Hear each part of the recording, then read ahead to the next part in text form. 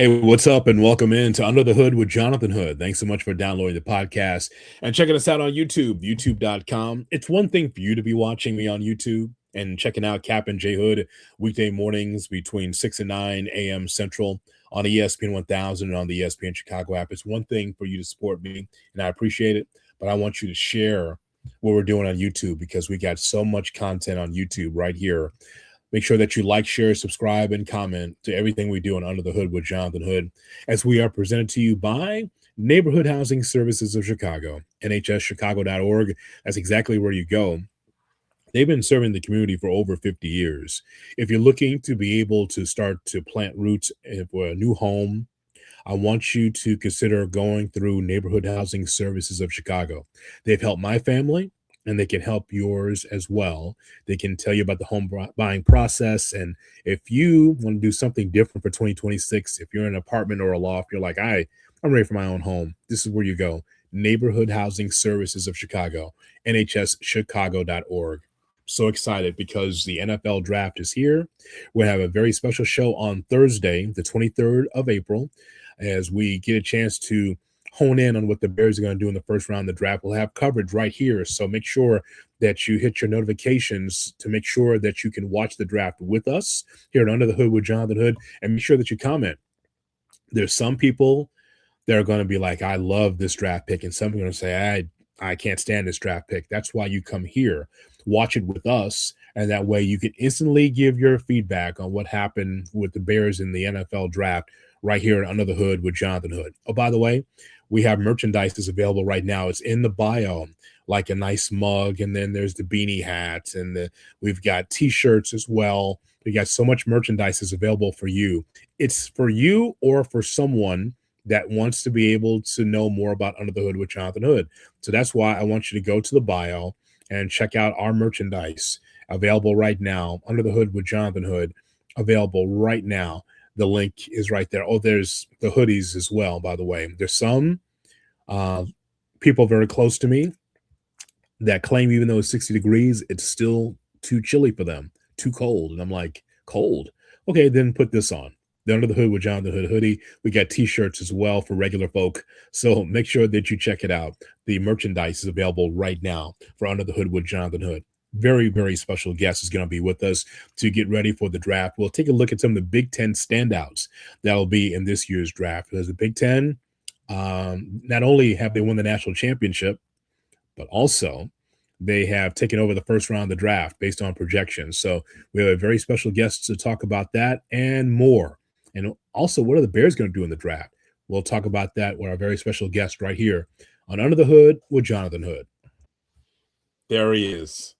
There he is, the pride and joy of Illinois, right there, Chicago's own, two-time Super Bowl champion, Big Ten Network analyst Howard Griffith rejoins the program here on Under the Hood with Jonathan Hood. Sir, as always, I appreciate your time. Anytime, Hoodie. How you been, man?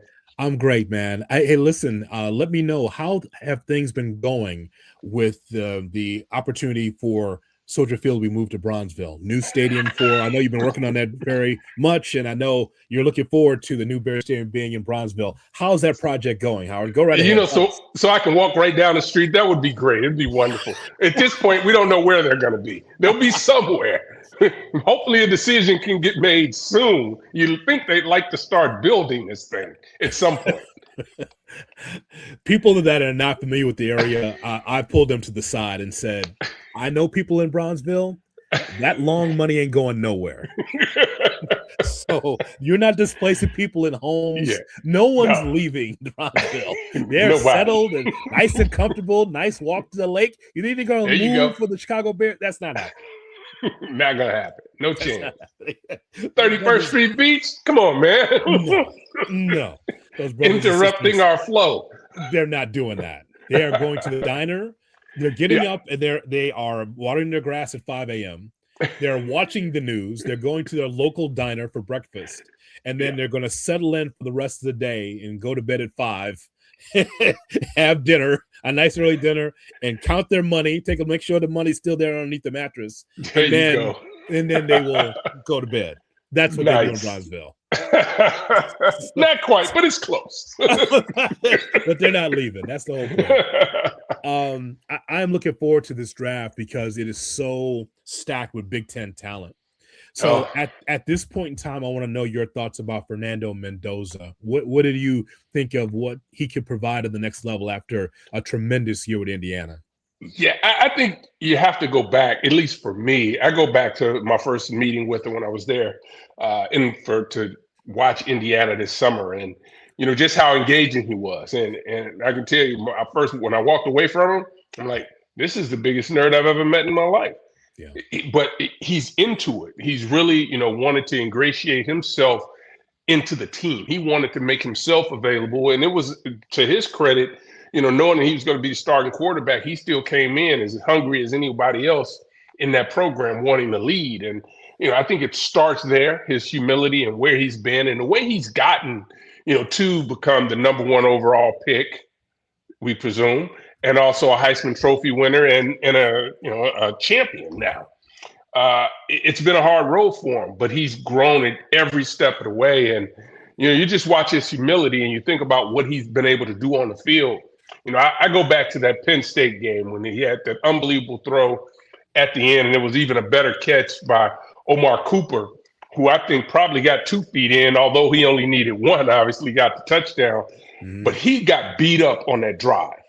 And he was beat up a couple of times this year, including the championship game when they got after him, and his resilience, his ability to shake those hits off and bounce back is what you want to see in a young quarterback. Even though, I'm of the belief that he should sit, and by them having Kirk Cousins on the roster, that's going to give them that opportunity for him to really immerse himself into, the culture of being a pro, how to be a pro, and obviously that offense.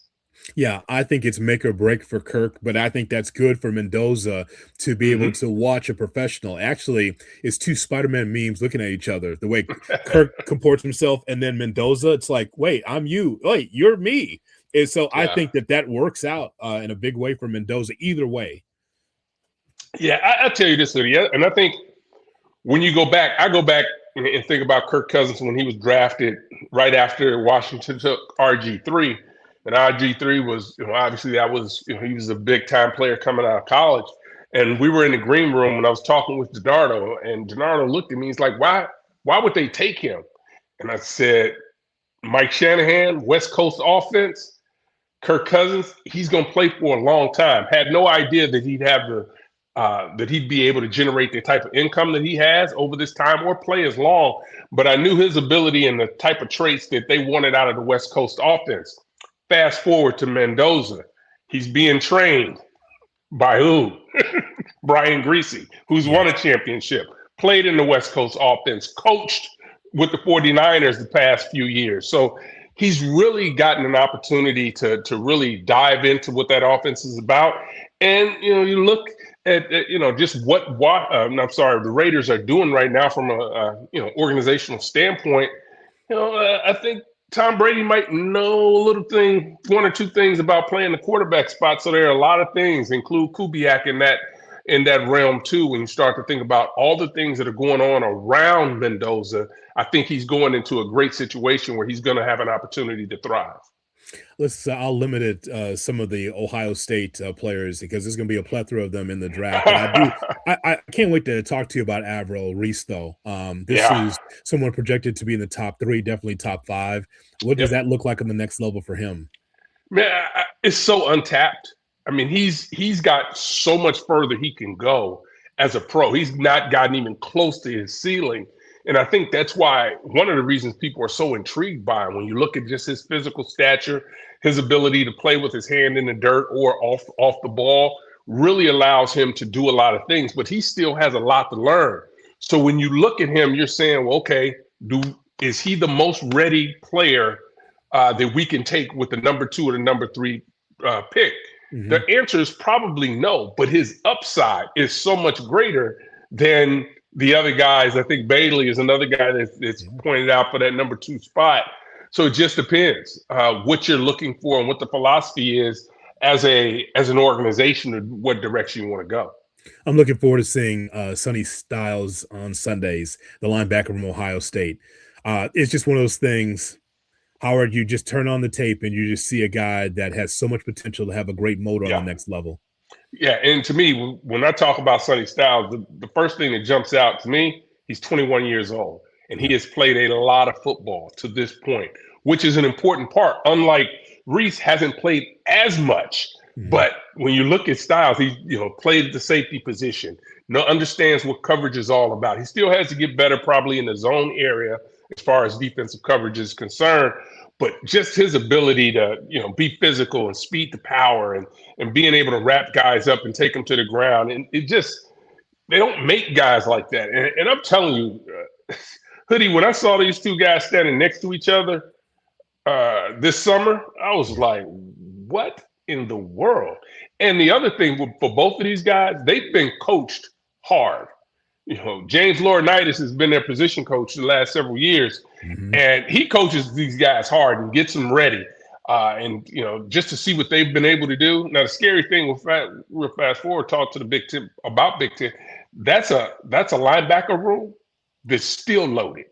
They've got some babies in there that are going to be just as exciting as the guys that just left out that room. That's always a concern for a college football program, right? Even at NIL, it's like these top-level guys got to a certain level. Well, who's left? And if you're going to reload and you feel like you're not going to miss a beat, that's outstanding. Yeah, it really is. But as you mentioned, these Ohio State guys right now, they're playing at a different level, and what they've been able to do on the defensive side this past year has been remarkable. And now you only have to look at the draft and see the kind of guys that are available from Ohio State to see what's available and the type of talent that they had this year. Howard, the first wide receiver that's going to come off the board is Carnell Tate, apparently, from Ohio State. So, again, we're looking for speed and a difference maker at that position. Tate fills the bill. Man, that dude is so smooth. Hoodie, it's like he's not even running the way he looks. And his ability to understand and to create separation in zone is something that's also impressive because he knows how to manipulate the eyes and try to get the guys moving different ways to help him out. But his ability to attack the ball, strong hands, is going to work without the ball in his hand. He continued to do that. You think about a guy who, Jeremiah Smith playing opposite him, and he's getting all the coverage. He's the guy everybody's talking about. But when Smith wasn't out there, or even when he was out there, he still made big plays. But there were a couple of times when Smith wasn't playing, and you looked at Tate, and he is just a phenomenal player. And he's a technician when it comes to running routes. And I think one of the reasons people have him so high and, receiver number one coming off the board is, he's going to get open versus man, but he also is going to get open in zone. He understands that, and he's been well coached and does a great job of running routes. Dylan Thieneman, the safety from Oregon, might be one of the first safeties is there or maybe somewhere in the middle. But there's a guy there, man, that can really be able to be someone that can be a game breaker for a team. Yeah, and I'm going to tell you, I was late to the party on this one. Even after the freshman year that he had, this is a guy that can get it done. And I think he opened up a lot of eyes when he ran 4.3. And his ability to play in the post, and then be able to come down and be able to cover. He's just so athletic for a safety, and he's one of those guys that's going to be around a long time. He just like Caleb Downs. It's like, well, where is the tipping point for a guy like that? Can you take him in the top 10? And most people are going to say, nah, it's too high for a safety. And that's why you see not only Thieneman, but you also see Caleb Downs push down a little bit, but both are tremendous safeties. Different style of players, but both of them are big time players.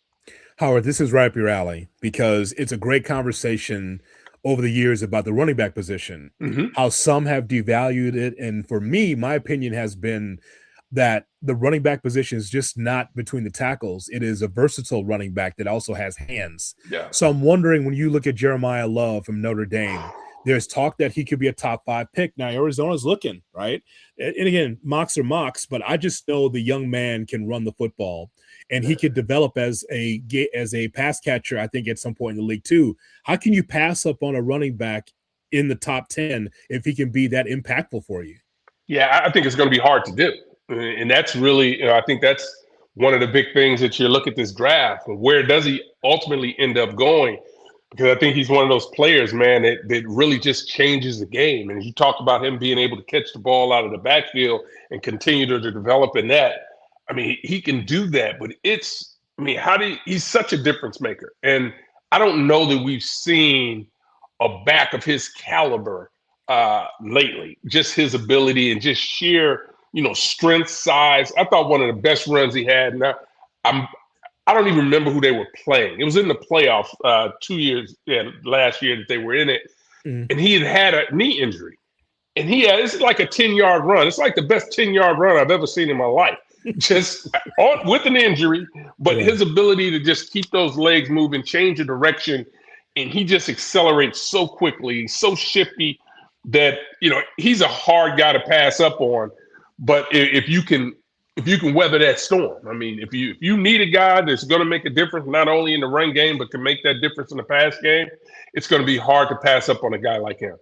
Okay, so how do you change that narrative, though? Because, look, we're in plenty of successful backfields. So how do you change that narrative? Because everyone's like, first of all, I need my quarterback. Mm-hmm. Secondly, he's got to have a wide receiver or tight end to throw to. I need to have someone on the defensive line. I need someone to be able to be in my secondary to be a difference maker. And the running back has fallen down where it's not as valuable to some teams as possible. Now, the Raiders got killed for picking up the kid from last year. But, I mean, how can he run if you don't have an offensive line to open up holes? Right. So how do you change the narrative on that? Well, to me, it's how you build your team. Right. Mm-hmm. I think as you talk about the running back position, when you have a guy like Love, if you are right there and you have that O-line and you have a weapon and you have a quarterback already, he becomes almost a no-brainer to you. The challenge becomes, because you're drafting so high, there's more than just one need. It's a reason. It's a reason that you're up there. You need a quarterback. You mismanage that. You overpaid for something. So it's other factors that go into it. And I think that's probably one of the things that's hurt the running back position and tight end position as well, I think. Mm-hmm. Because if you don't have all those other position pieces, there's always going to be some other player, some other position that's going to be more attractive for you to go after and get, because you don't have that luxury to go get a guy like that. But regardless of position, when you turn it on, he's one of the most dynamic players in this year's draft, without a doubt. If you're Cam Ward, and he could go forward to Tennessee, we'll see. That's just a couple of mocks. I mean, you feel comfortable, like, okay, I got somebody that can run the ball. Now, do we have enough strength up front to be able for him to be a difference maker? So it's just it's the conversation, Howard, is the running back and how he's paid, and secondly how he's utilized, and then like if you're getting a young guy, where is he drafted? Is he a day 2 guy, a day 3 guy? But Love, to me, amongst some of the guys we talked about, should be in the upper echelon in this draft. So no doubt, he is a special player. What do you remember about your draft day? I was asleep in the basement because we were already down to the 9th round. Yes. And I answer the phone. It's Ron Myers from the Colts. And I'm like, okay. Oh, by the way, y'all got Eric Dickerson, just drafted Anthony Johnson out of Purdue in the second, Notre Dame out of the second round. Albert Bentley, who I don't think gets enough credit for what he was able to do. Talk about third down backs. He was probably one of the original guys that made that third down back situation really impressive. And oh, by the way, you only keep 3 backs active. So I'm like, what are you going to do with me? What am I doing? You sleep in the basement. I was sleeping in my parents' basement. That's exactly where I was. And then I went over to Gill's Beer on 47th Street and behind the museum. That's how we celebrate, just like that. You and Steve Bardo had the same story. It's amazing. You and Steve Bardo from the same school. Yeah, partying. We're talking about a couple of drafts there, and Steve was just completely just out, just kicking it. I don't know if he knew he was going to be drafted or not, but it was time to party. It was a day. Let's go. So that's what he did. So I don't know. Yeah. Howard, is there a player on the next that you're looking forward to seeing on the next level that we have not mentioned? Man, I'm going to tell you something. Sadiq from Oregon, the tight end. Yeah. He's like Love. I'm gonna tell you how good he reminds me so much of Vernon Davis. Um, that was drafted out of Maryland by Washington. He was a number 6 overall pick, I believe. When Vernon was coming out, a couple of my buddies that were coaching in the NFL were like, this dude could be a first round draft pick at linebacker if he wanted to be. He was just that talented. Sadiq, man, that dude is unbelievable. Doesn't have, really didn't have the numbers his junior year because he was sharing time. But to me, he's the type of tight end that you can move him around the formation. You can do all that stuff with him. You can catch it out of the backfield, but then what happens, and then you keep watching the tape, and you're like, well, wait a minute. He can block a defensive line. He can set the edge. Dude he can do it all, and he is an absolute freak of nature. When you watch him, I was when they were in the Big Ten championship game. This was 2 years ago.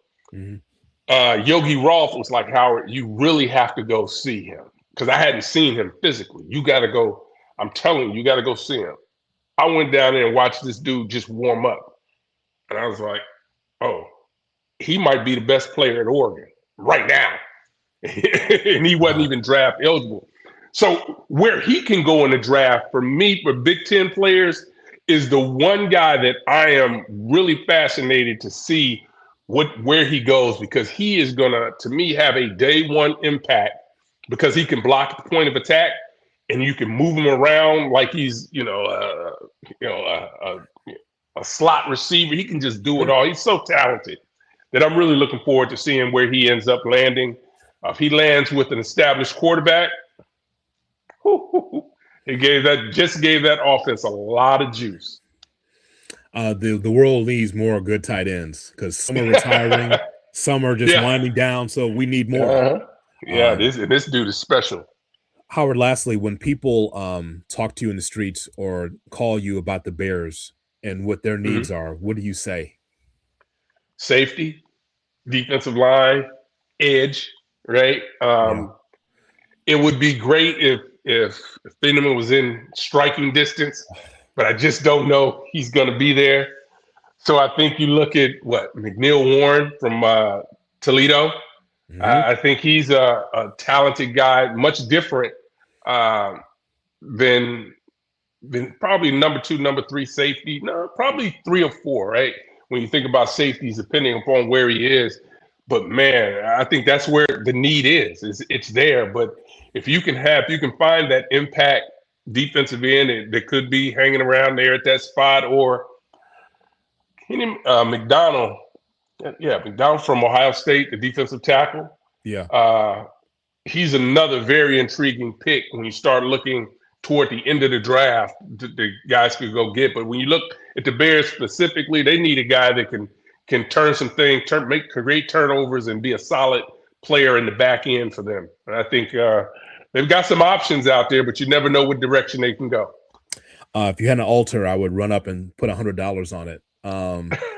Because I've been saying this all, through the regular season and the off season. Yeah. You have to get to the quarterback. You just have to. It is actually a miracle season for the Bears in a lot of different ways, Howard, because it's like, so how is it that the opposing quarterback's uniform is clean and the linebackers and secondary doing all the work and they are busting their ass trying to just keep it together, and then they get turnovers, which is awesome. And then you get these miracle plays at the end with Caleb and all these great throws and all these histrionics, which is awesome. But imagine if you had a pass rush. Yeah. Imagine if you had a threat. Now, you saw it late in the playoffs, but you didn't see it enough in the regular season where the Bears kept it close, but yet the offense did enough to be able to win those games. That miracle won't happen this year. You will not have miracles like that on the regular basis this upcoming season. So I've been saying, man, you need to find someone. If it's I like for it to be day one, but you just need young guys to cycle in to help Montez Sweat, because Adingbo is a guy that is supposed to be on the other side of Montez Sweat getting to the quarterback, but seemed more like a run stuffer. And that's not what you're here for. you're here to be able to get them. You got to go get them, man. So I hope that the Bears address their defense because I think it's paramount for them to get to the quarterback. Yeah, I think that's a big part of it, as you know, and that's one of the things that's really hard when you look at what they were able to do defensively. You mentioned the turnovers, obviously a huge part of what really masked a lot of the deficiencies that they may have defensively. So that was good. But the challenge is, and you just mentioned it, the problem that we have as fans is we look at last year and we were like, oh, well, if we just add this piece and that piece, we're going to do the same thing we did last year. And guess how much better we're going to be? Guess how much better Caleb is going to be. And that's not how the National Football League works. This year, what happens if they're struggling to get turnovers? So now you're struggling in the turnover area and you're not getting to the quarterback. And the offense isn't going to score that many points. I mean, you're going to ask them to do a lot. So that's what's so hard to do in this league. And that's why winning is so difficult. And that's why when you have a really dialed in front office and coaching staff with everything is aligned, man, they can turn things around really quickly, but you have to know exactly what you need to be able to make that next step. And it looks like, things are aligning for the Bears. The challenge becomes the clock is always ticking. And you never know. You never know what the next year is gonna bring. So you have to be able to take advantage of those opportunities when you have that opportunity, because at some point Caleb's deal is going to be up and he's going to break the bank. He's going to break the bank, and you can only need to look around the league and see what happens when quarterbacks aren't paid as much or are paid as much. So, that's going to be a balancing act that they're going to have to, look forward to, not only with building a new stadium, but what are they going to do with the pieces that they have in that locker room? And that's going to be a big part of who the Bears are going to become over the next several years. Yeah, Michael Reese is fine. They'll just move that down and new stadium there. Don't worry about parking. It's all right. Everybody just take the public transportation and just walk. Hey, the commissioner says no good, no go for that site. Site doesn't work for him. How about that? The commissioner could come in and say, you know what? Y'all might like it, but we don't like it. So you got to find another place. All good. All good for me, man. There you go. For a guy that hasn't won anything, and Ben Johnson, he's got a lot of great ideas. You know what his idea was? I'm just telling you, man. He ain't won anything yet, but he got some great ideas. His ideas, and it's permeated through the locker room now, because I heard Caleb talk the other day. He's like, we had a really good season. It was a lot of fun, but we've turned the page. We didn't do anything last year. Like, okay, that's good. I'm sure your Broncos team said the same thing. Like, we win the Super Bowl, but we haven't done anything yet. So we haven't done anything. We haven't accomplished anything. It's a new team, but it's always funny. You can tell, and we talked before about this. When the team is buying into what the guy in the front of the locker room and the podium is saying, when all they do is repeat the things that he said to them in the meeting. That's when you know that you got the right guy in the front of the room, because the guys are believing and they're repeating everything that comes out of his mouth. So that was a lot of fun last year. Let's see how things go this year. They totally etch-a-sketched it, man. It's like, nope. See that? Nothing. We ain't do nothing. Okay. What? And try that when you're negotiating a contract. Well, you know what? I rushed for 1,700 yards last year. You did nothing. That was last year. Who cares? What can you do moving forward? Nothing. Let's see you try to negotiate like that. See how that works out for you. I am so looking forward to the draft, man. I'm glad you spent some time with me. And I'll talk to you when you get on the road for the camps, because that'll be coming. Oh, soon, yeah. Right? It's year 20, Hoodie. This thing's woo. But I'm going to keep going, Hoodie. So they run me out. Hey, all I know is I watch those Big Ten commercials. That map is wide, man. That open is like All in the Family. That thing is like they go from West Coast to East Coast. Yes. It's just all that travel. That's crazy. The Big Ten is the Big Ten. Yeah, they're spending some cash all the travel, but they're working out. Unbelievable. Yeah. Thank you, sir, as always. I appreciate the time. All right, buddy. Be good. Have a great rest of the week. Howard Griffith from the Big Ten Network with us here on Under the Hood with Jonathan Hood. Great friend, and talked to him for a long, long time about the game we love, football, college football, and of course the draft's right around the corner. Always sad for me because all the people I've invested in on Saturdays are graduating. My babies are leaving me. My babies are leaving.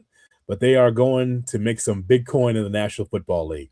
Keep the conversation going. Leave your comments in the chat about what we talked about as far as college football, the draft coming up, and everything else.